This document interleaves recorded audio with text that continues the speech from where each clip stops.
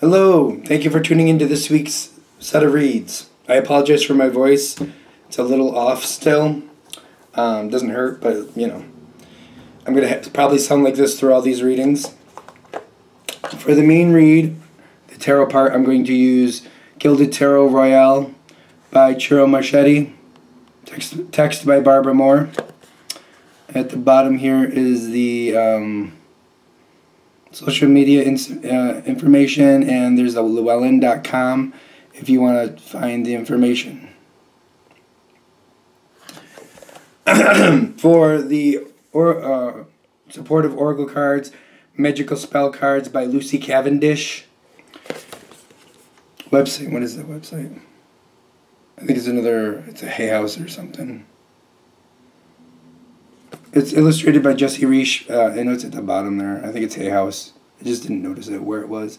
I think it's near the end of it, but somewhere in that, under the barcode, there's the website for that too. Feel free to check that out. And the dice, I use a 22-sided dice. It doesn't have a 0, but it has a 22 for the major arcana. I just used 22 for the Fool. And I have a 14-sided dice for the minor arcana, and a 4-sided dice to choose the element. And that's from, is it Math Art Fun? MathArtFun.com.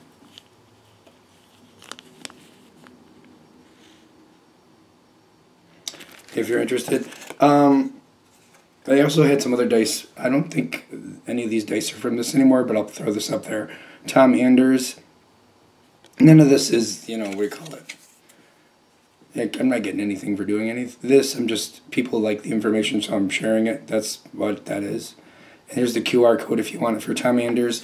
I had another 21-sided dice I used to use, but I don't use it anymore. And in case you want to look other places for dice, there you go. Okay, I think we're all set. Of course, if you want a reading from me, shoot me an email. jamesforastral@gmail.com. That's James, the number 4, astral@gmail.com. If you're interested in the donation information, that's below, same email.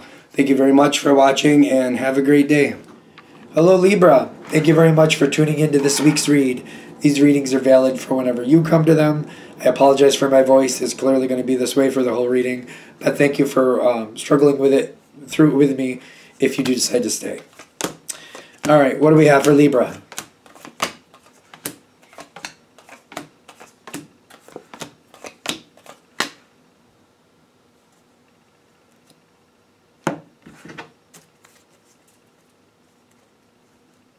I feel like I'm on mute. Why? Is it not the right time? Is it a timing issue? I feel like I'm on mute. I really do. And maybe I'm acting like I like something more than I actually do. What is going on here? You have some good cards. This might be one of those moments where, if you really want to get what you really want to get, you might have to break some eggs to do it. It depends on how you feel about it. Like, if that's right or not, it depends on how you feel about it, quite frankly. You know what I mean? Where are you sitting? Is this fair or is this not fair? You got the Two of Cups backing this up with the Temperance card half in, half out. There's been some missteps. You made some decisions. You did a couple things with good intention, but they didn't work out right. Good intention, but things didn't work out right. I don't think you need to feel bad about that. Intention is everything. But it's also at the same time, like, I made some missteps. I learned some things. I'll handle things a little differently next time. It's either about somebody you care about, or, like, it could be a romance thing. You got the Two of Cups showing up a couple times, once on the dice and once later. But it's kind of like, the situation has its bumps and bruises. This isn't really something that can be neat and orderly. This is something that, it's a messy situation, and it always will be. Does that make sense? But I feel like because it's been, I feel like because you've made those missteps, and it does mean a lot to you, I feel like it does mean a lot to you, I feel like you're not communicating. This Two of Swords, I feel like this is where that came from, where I felt like I was muted. Like I've tried, and things didn't go where I thought they should, and now I don't know what to do with it. I feel like maybe I've lost my confidence with the situation.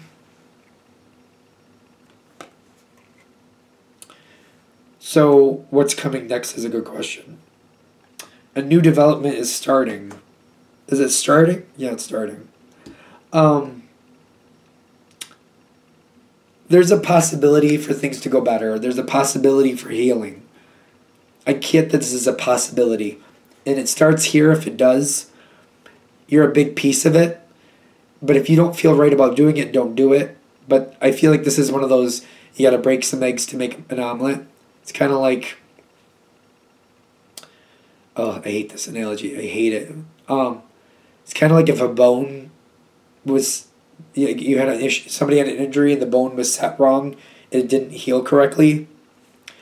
This is that moment where the bone has to be rebroke so it can heal correctly.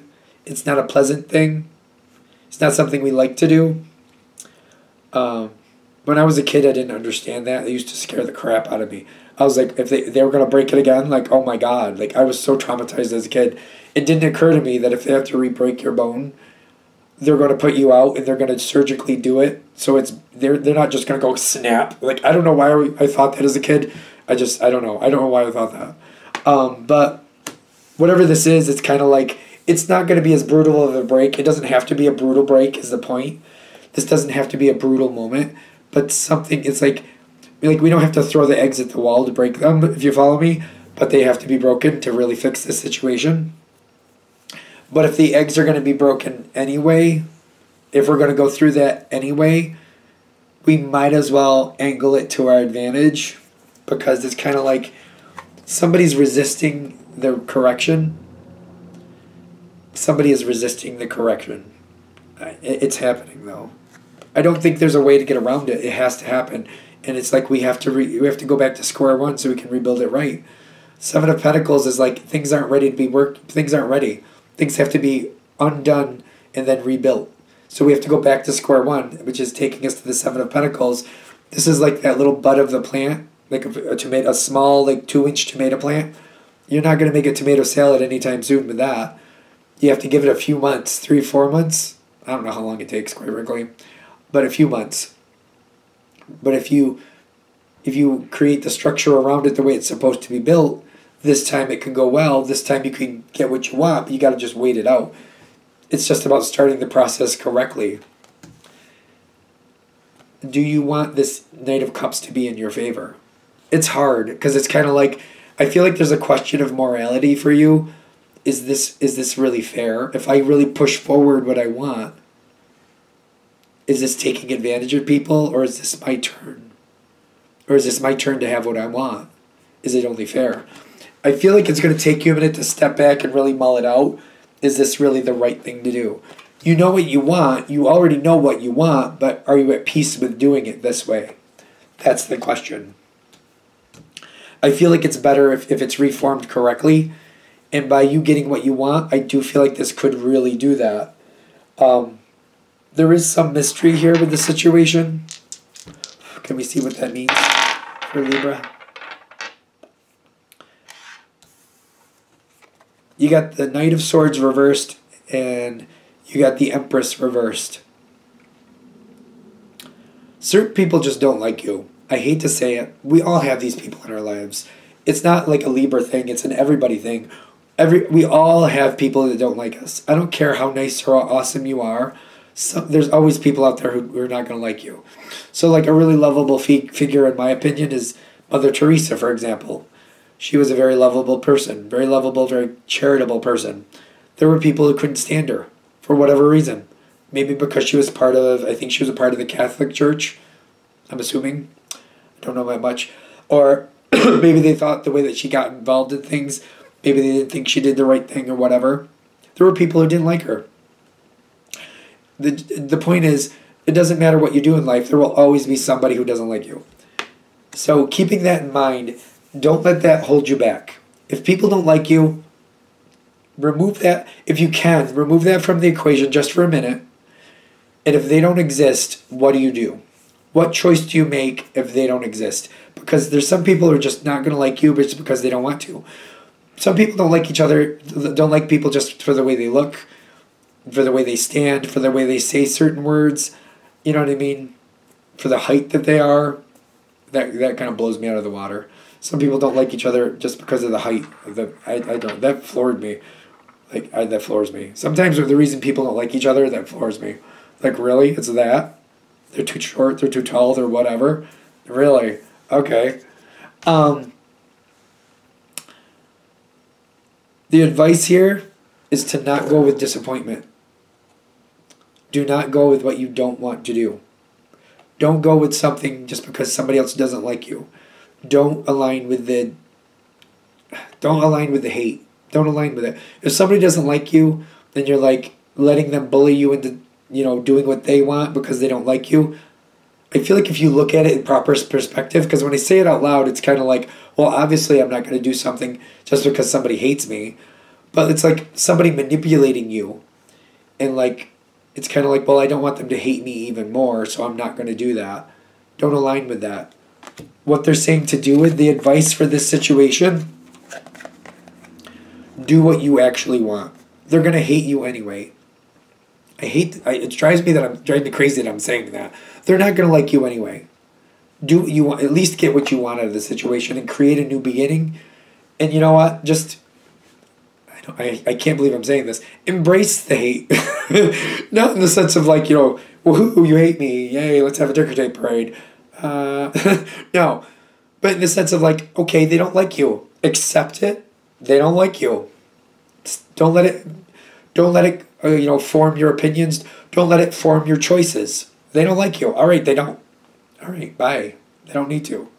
Even if you have to deal with them daily, which if this is a work situation, and somebody doesn't like you, embrace it. They don't like you. Do what you have to do to work around them, or at the very least, don't make choices that they want. If they don't care about you, don't care about them. Don't make choices in their favor when they don't like you. Make choices in your favor. That's the cost. They don't want to like you? All right, then they don't like you. If you're able to do that, things change really quickly, by the way. By you not taking them into consideration anymore, because people who don't like you or if they, God forbid, hate you, don't take them into consideration, because they're not going to take you into consideration. And that's fair. I'm sorry, but that is. You get a lot better. You get the Queen of Cups showing up for you again. You got strength showing up for you again. You got things changing really quickly. You're not going to love this situation, but you're going to like it. It's not going to be perfect, but you're going to like it a lot better than what it currently is. You know what I mean? If these energies have to be around, if you're at least happy with the choice you got, you're going to like it. You're not going to love being hated. I don't see you loving that. Oh, people hate me. Yay, great day. No, clearly not. It's a great day. People hate me. I love that. It just makes everything that much better. Of course not. But if you can at least have what you want in this situation and you're like, yeah, they don't like me, but I got what I want, so at least that's going in my favor. At least that's going in my favor. Go with that.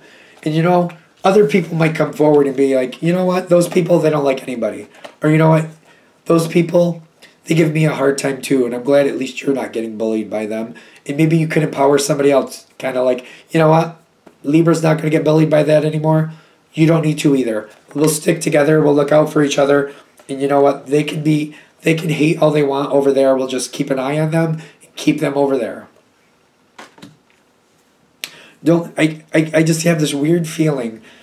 I feel like if you write it down on paper, like letting people who hate you decide your life, I feel like you wouldn't do that.